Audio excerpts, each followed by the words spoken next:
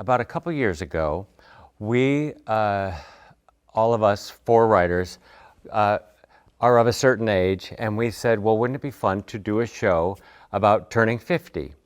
And because it's sort of a turning point in life. It's like graduating high school, getting married, and so we decided to focus on this, and we call it Now Comes the Fun Part, Life Begins at 50. And so a couple years ago, we got together and started making a list of all the different ideas, all the different topics we could choose from. And then we started writing songs about it, writing skits. Things went in the show, went out of the show. And we were supposed to do it last year here. And then COVID happened, so we pushed it off a year and did more work on it. And now we're really excited to be here. And we have an amazing cast, and we throw them changes every other day because the show is brand new, which is really exciting for the theater, exciting for us, for the actors, because they're seeing and we're seeing how a show gets off the ground, a show is born. And that's really exciting and scary and all that kind of stuff. And these people are the first people to ever sing the songs in front of anyone. So this would be the first audience ever. So we will learn, and the actors will learn, and we'll just cross our fingers. I came here to the Snug 5 years ago, the first time, started working with Riverbank, and I did a show called Popcorn Falls that was at the Snug, and then which was about a little town that had to open a theater in order to save itself. And so I even kind of based it a little on Marine City and had some jokes in there about Marine City.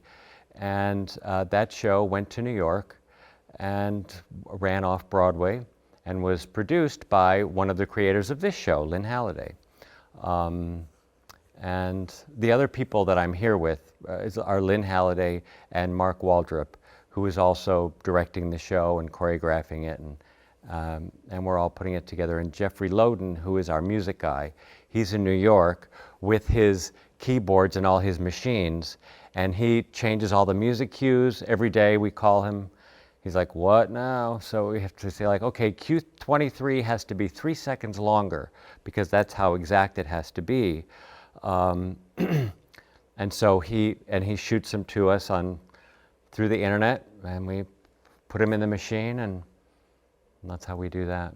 Lynn Halliday and I worked together as actors, playing Harold Hill and Marion in The Music Man 30 years ago, and that's how we got together. But we write things together outside of this. And Mark Waldrop and I wrote a show called Pete and Keeley that was done last year in St. Clair outdoors.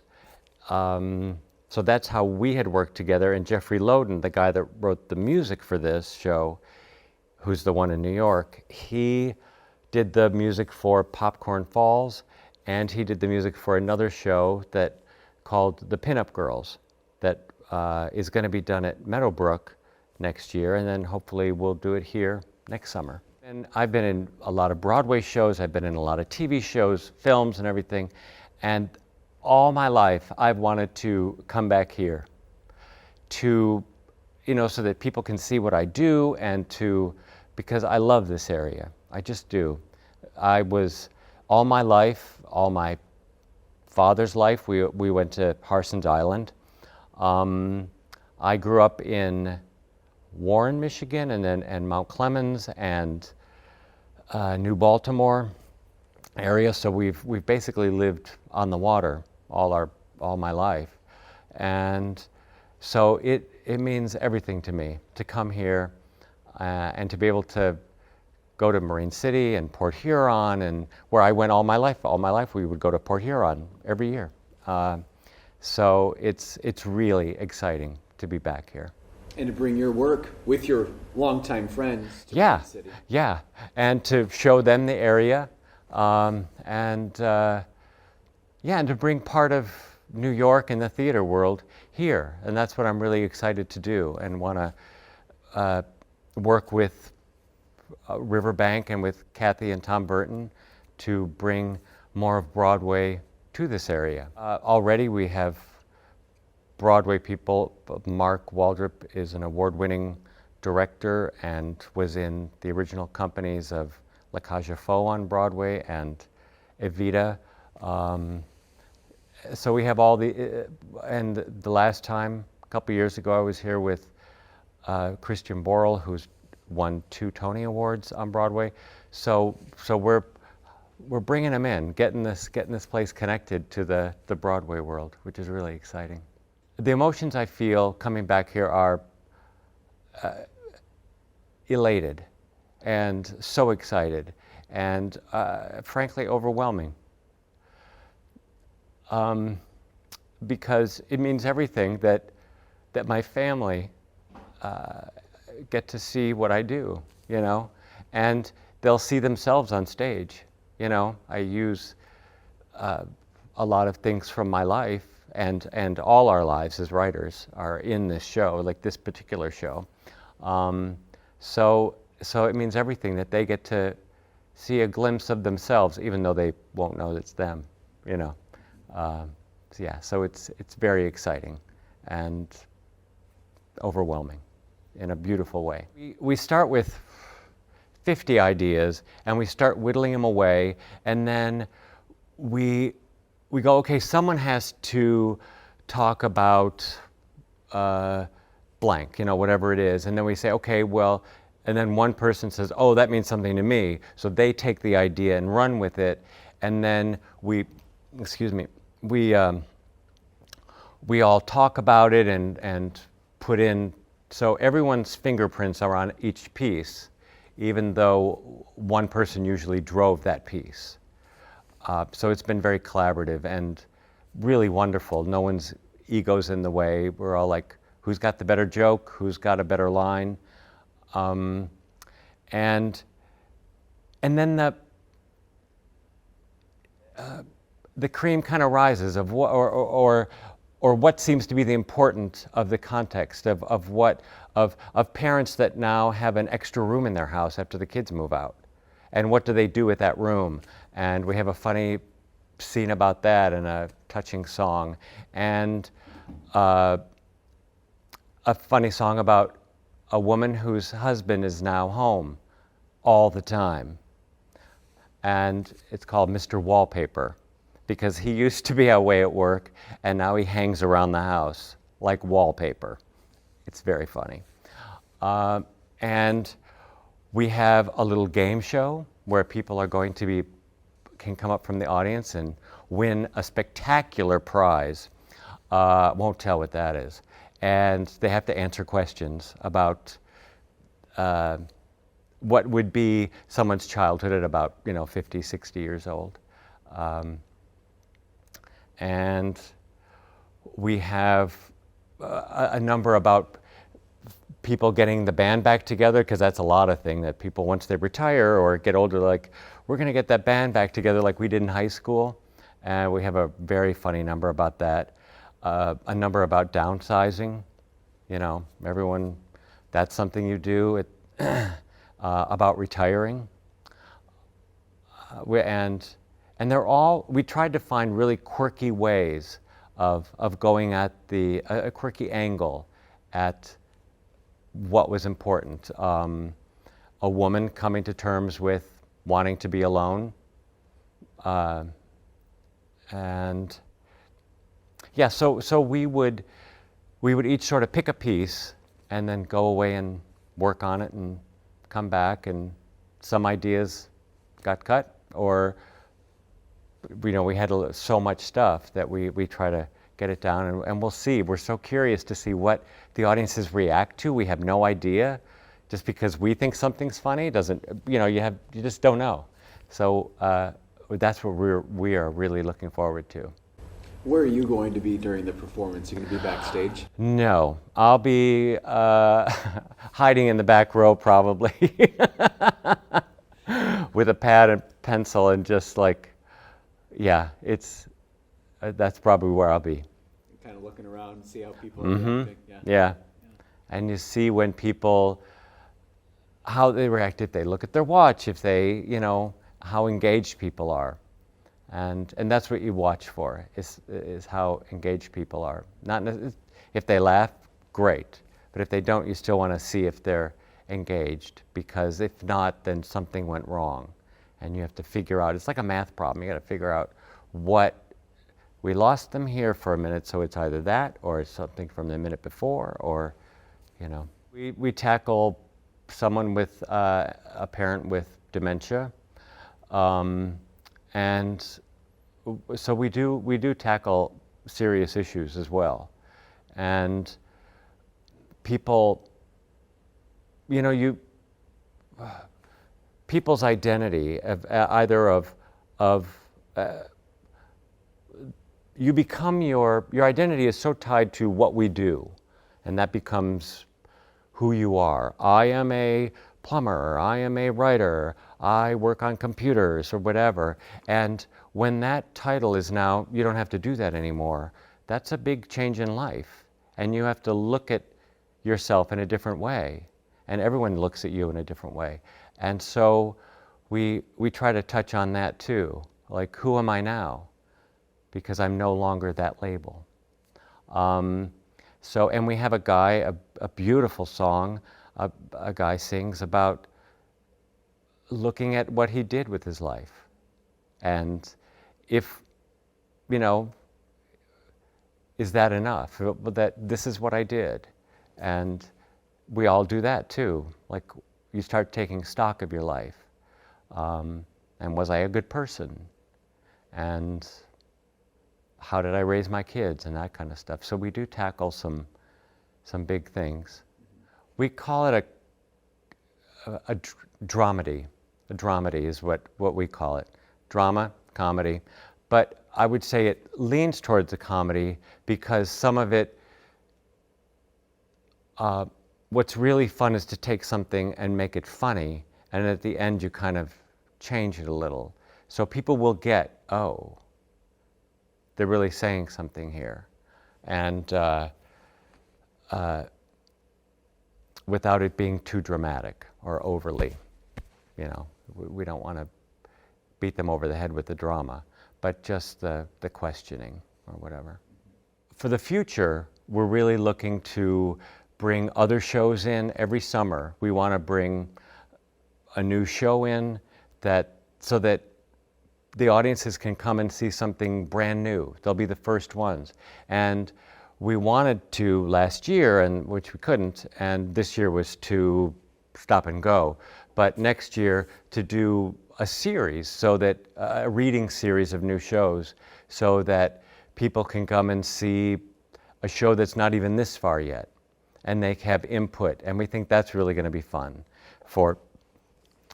we think it's really going to be fun for people to be able to say what they liked about a show, what they didn't like about it, and they can really be in from the ground up, putting a show together.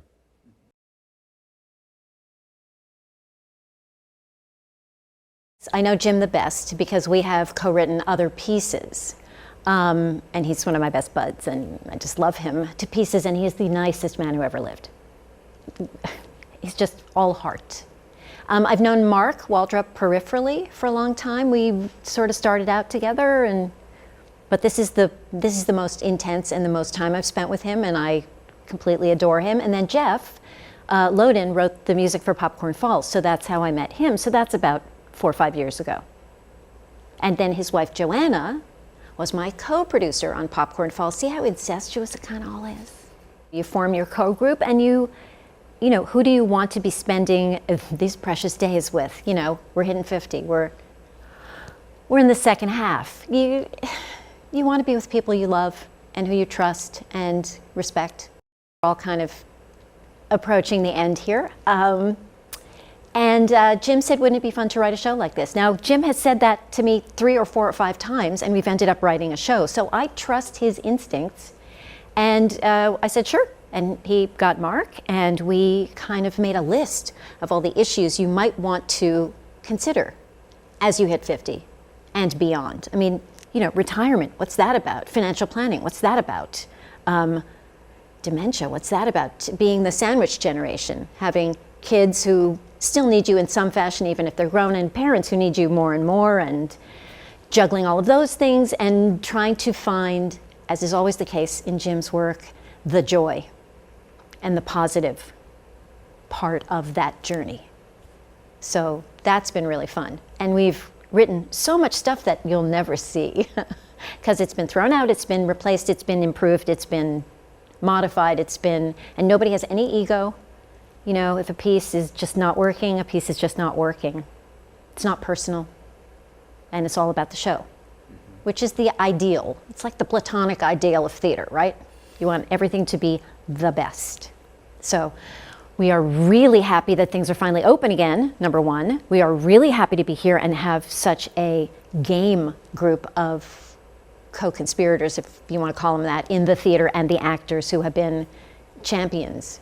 I mean, we throw stuff at them, they're like, yeah, sure, no problem. And somehow they learn it overnight. They've really been such good sports and so positive and such good cheerleaders, and really been fun. I would say I've been in the off-Broadway and cabaret community. That's my background. But yeah, forever, since I went to college and then I went to acting school in New York. So right out of there, I started working regional theater, summer stock. I used to do a lot of cabaret. So yeah, forever. Mm-hmm. I'm not numbering numbers. Cabaret is typically a one-person show. So, I don't know, I've done maybe 10 of them. You come up with a concept, you find a musical director, you find a director, you find the musicians, you put together an evening, and you try to entertain people for 45 minutes, which is hard because you're only one person. It's a really, really tough art form, but it's fulfilling. Off-Broadway is the smaller version of Broadway. So smaller theaters, smaller houses, smaller budgets, smaller paychecks, you know. But the same. I was in a show once, and it was in an old theater. There was a big cast, and particularly in the summer, the crossover was outside in an alley.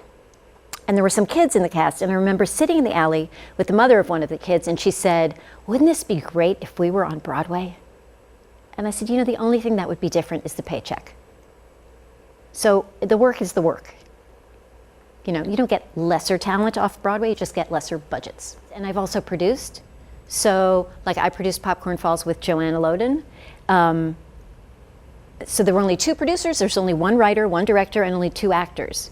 But still, there's a stage manager, there's a general manager, there's a company manager, there's the, staff at the theater, there's the theater production company, there's all of that stuff. So that's tiny. Cabaret is even tinier. Cabaret is just yourself and your director and your musicians, you know, whereas off-Broadway is, you know, it's gradations. It's just gradations that just keep getting bigger until you get to Broadway with the, I think, 11 performing unions, if I'm not mistaken, 11 or 14 unions involved in every show. Yes, which is daunting and why it costs so very much money. Tomorrow, obviously, is the opening night. How are you feeling? Excited! I want to hear other people's reactions, which is why we're here. We want to hear what works and what doesn't work. We know what we like. Who are we? We're an audience of 3. You know, we need to hear the theater-going audience's reaction, their gut reaction. What will they laugh at? Will they go, it's not funny? We hope they don't. But if they do, then we'll know that that piece doesn't work, and maybe we should replace that with something else. Where are you going to be during the performance? Somewhere in the back. Mm-hmm. Yeah. Yep. Saying, Looking around. told you so. And laughing very loud at my own jokes that I wrote. Well, Jim has a history with the theater. I've been here twice before to see Popcorn Falls the first time, and then to sell Popcorn Falls, to try and find some investors. So I love this little theater, and Kathy Burton and Brittany and Aaron and the entire staff are so supportive. You don't find this anywhere.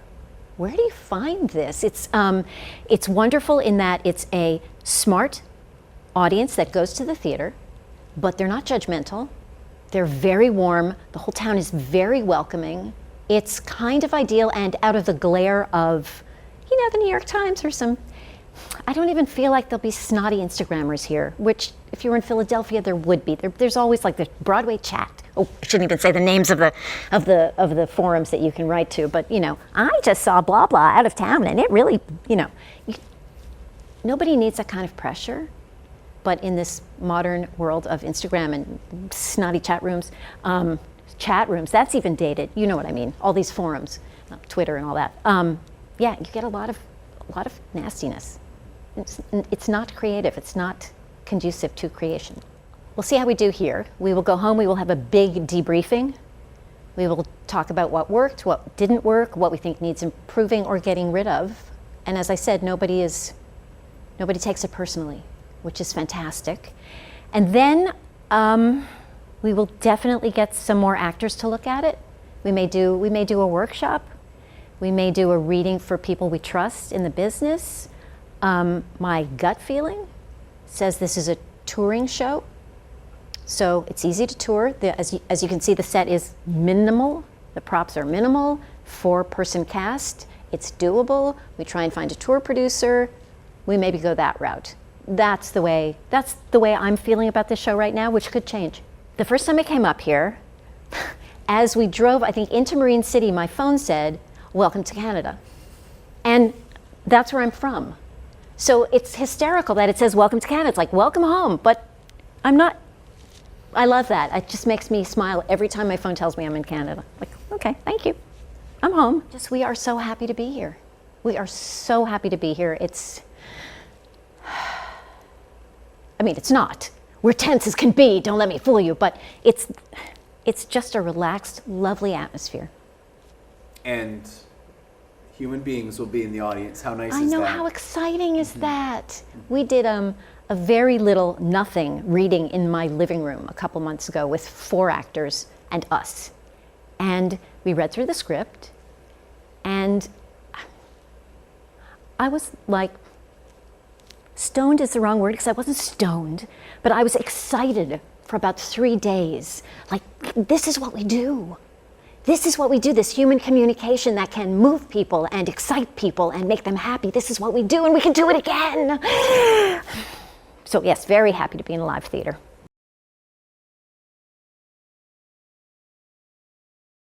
Like so many other people, I started performing in high school and loved that. I went to college at CCM in Cincinnati, the College Conservatory of Music, and studied musical theater, and went to New York to be a performer on Broadway in musicals, which I was able to do, and I was in the original cast of Evita, I was in the original cast of La Cage, and a couple of other Broadway shows. And while I was doing that, I started directing and writing and kind of veered off into those areas, and I've had, a really great track record. A lot of off-Broadway directing. I directed Bette Midler's Divine Miss Millennium tour. I directed B. Arthur's one-woman show on Broadway.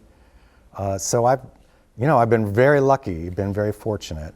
I hope they get a lot of joy from it. I hope they get a huge amount of entertainment. We've all been so starved for live entertainment.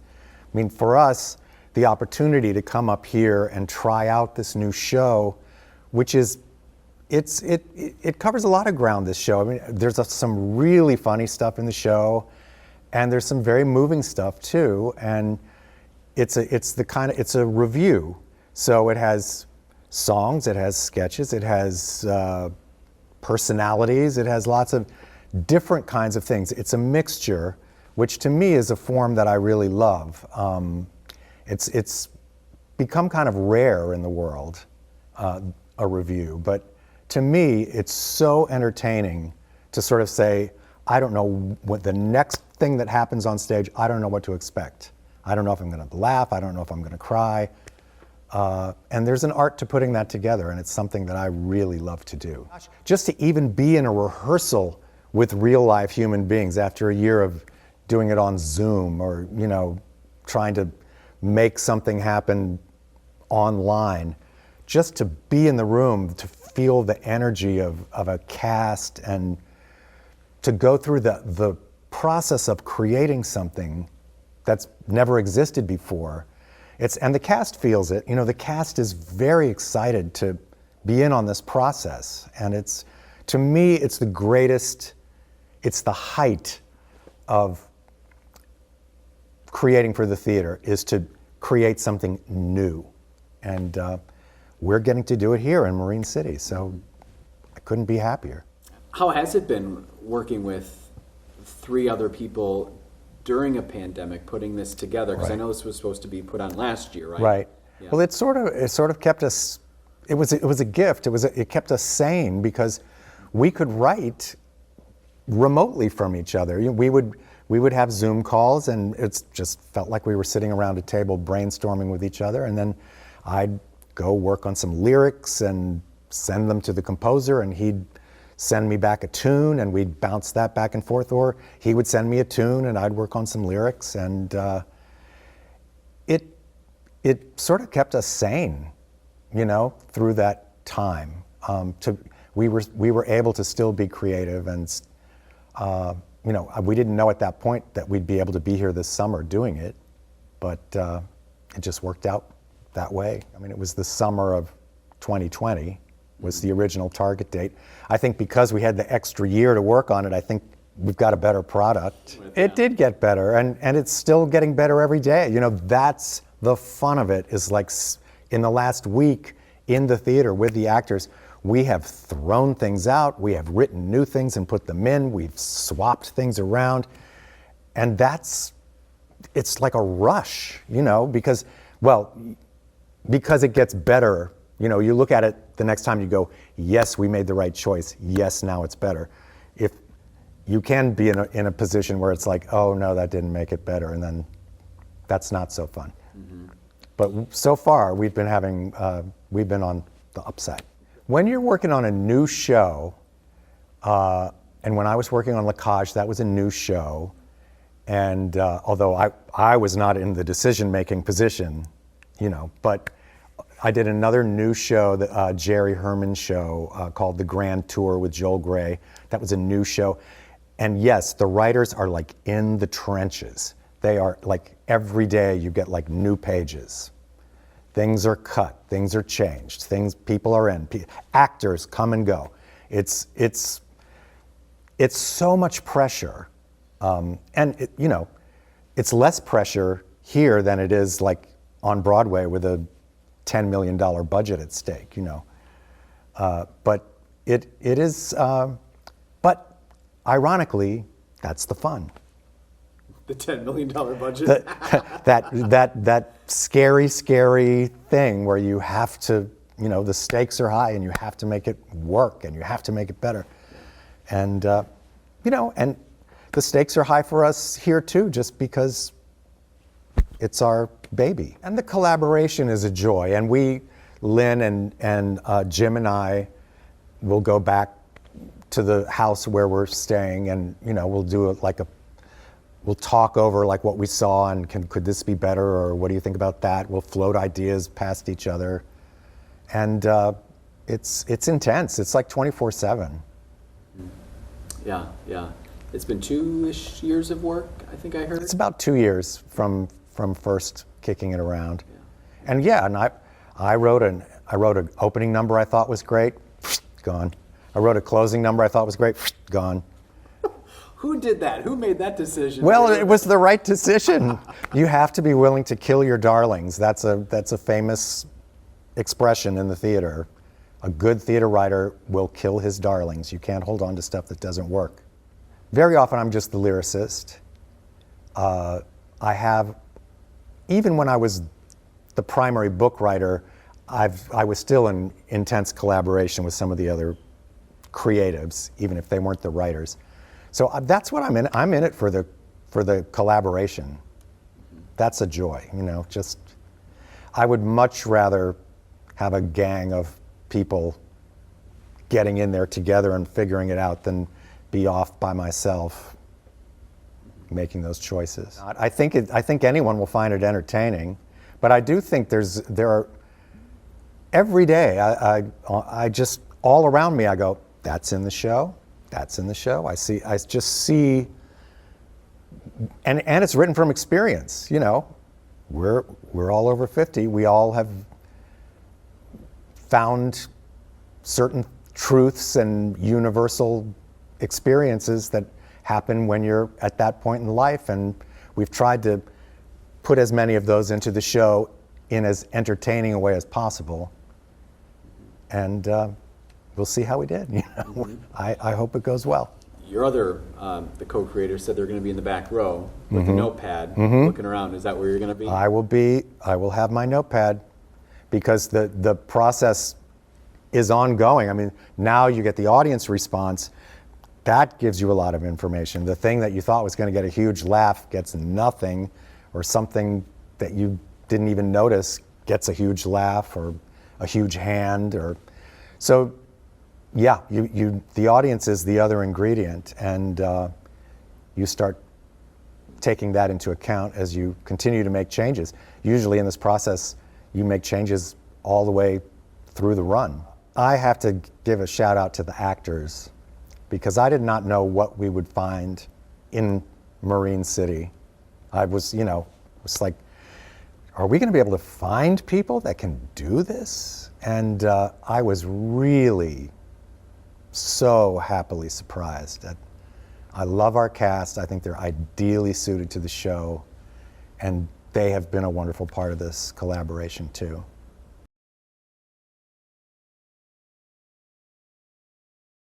I was singing all my life. I've been a singer all my life. I was in a show choir in college, but I never did any theater until I was 30 years old.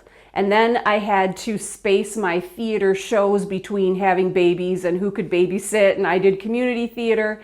And then Kathy Verton and I were in a show together, and it was right after that she came up with the whole idea of having a theater in Marine City. So I think I was in their second production, which was Hello Dolly, at the Snug Theater, which seats about 90 people. So it was a big production in a little theater, and it went over great. Everybody loved it. People came back to see it more than once, and it was just really nice to have something right here in Marine City that I could be a part of. Quality theater, very quality theater, and just be there with friends and make new friends, and it was awesome. This is then your, what number performance is this for? Oh, I don't know, maybe 15, 16, because ever since they started, I've been in at least a production or more every year. So between the Snug and the Riverbank theaters. So okay. Whatever they'll take me, I'll do. When you reach middle age, there are less theater roles available. Mostly it's the younger, I would say. But so there's less things to do when you're this age. And then once I read the script, everything about it just hits home. There's so many funny, true things about being middle-aged. So I just love everything about it. It has been an absolute honor to work with these guys that have such high credentials. A little bit intimidating, but they have been very patient with us, and they've been very encouraging. And it's fascinating to watch the whole process, because it's a brand new show and it's never been done. Of course, once they see it and they start to see us moving around and delivering the lines, there's little tiny things here and there that they want to just tweak a little bit. No, go this side instead of going to this side, or let's say this phrase or cut this out. So the whole process of watching them, of course, they had the foundation of the show pretty much completely, the whole show pretty much completely done. But then to watch the little process of them making little perfections and little tiny changes once they saw it up in front of them has been fascinating and really interesting to watch. We always have nerves. Everybody has nerves. And especially because we want to do a really good job for the birth of this show, this original show that we're so blessed to be a part of. Of course, we want to do our best because it's a wonderful, funny, touching show, then I really think people are going to love it. I am 52 years old. That surprises me. I'm the only one in the cast with grandchildren. I have 2 really little grandchildren too. So like I said, so many things in this show hit me exactly. I totally get it. Oh, I totally get this song. Oh, I totally get this monologue. This has happened to me. So it's just been a riot. It's been a blast. It's not all laughs. There's serious parts. There's parts where you're talking about your children moving out, or we're talking about our parents getting older, or we're talking about moving. And yeah, a lot of those things are really, like I said, they're very real, I think our audience is really going to connect because they're going through it too. Everyone's going to get it. Oh, we can't wait. We can't wait. We've been rehearsing, for weeks, and we do this for our audience. We know this is going to make a lot of people happy and laugh to see this, and that's why we're doing it for them. It's not a film, it's live audience, and that just brings a whole nother dimension to it because they're responding with laughter and, all of their reactions, and it's wonderful. We love our audience. I think this show is really going to hit home with a lot of people. They're going to be able to connect to a lot of things in it. It's full of laughter, full of touching moments, and I think it's going to make people very happy. They're going to walk out of the theater happy that they've seen it, for sure.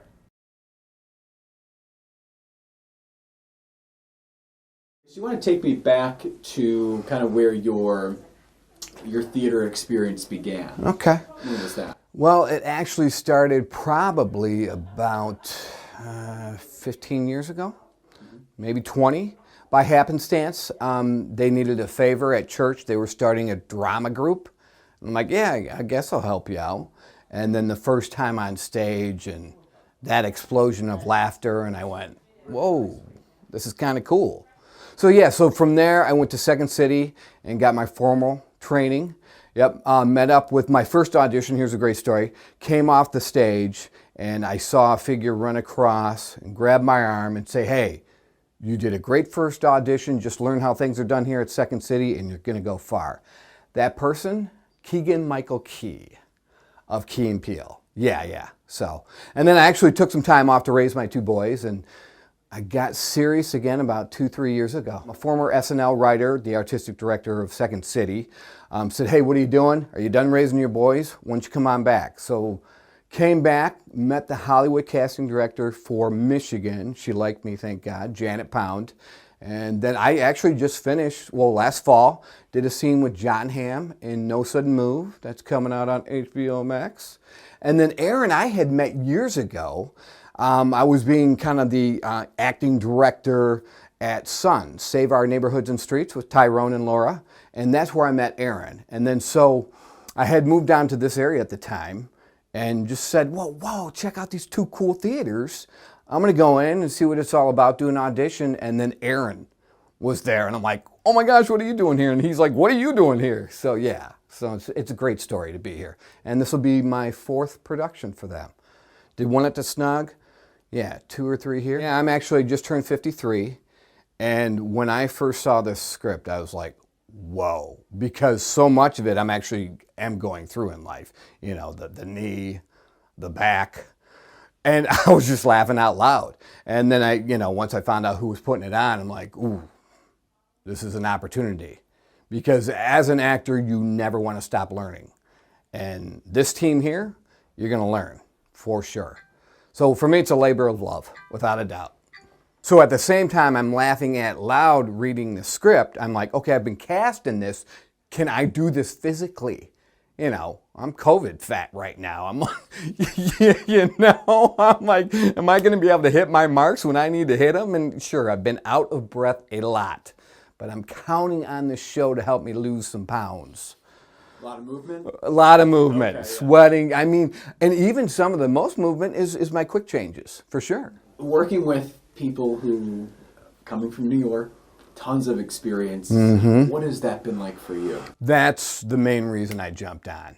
Because if you're serious, you can never stop learning. And they are just a plethora of information. And like, there's a couple of scenes where I felt, okay, this should work if I do it this way. And then they'd be like, well, what about this way and this way? And then you go, oh, yeah. So yeah, it helps you step outside of who you are, So, very talented people. James was here with Popcorn Falls. As soon as I'm done with this production, I'm getting a script from Popcorn Falls and I'm going to read through it because I hadn't seen it and I hadn't read the script yet. We all have day jobs, kids, all that kind of stuff. But when you get an opportunity like this, and thankfully my family understands, I said, hey guys, you're pretty much not going to see me for the next month and a half.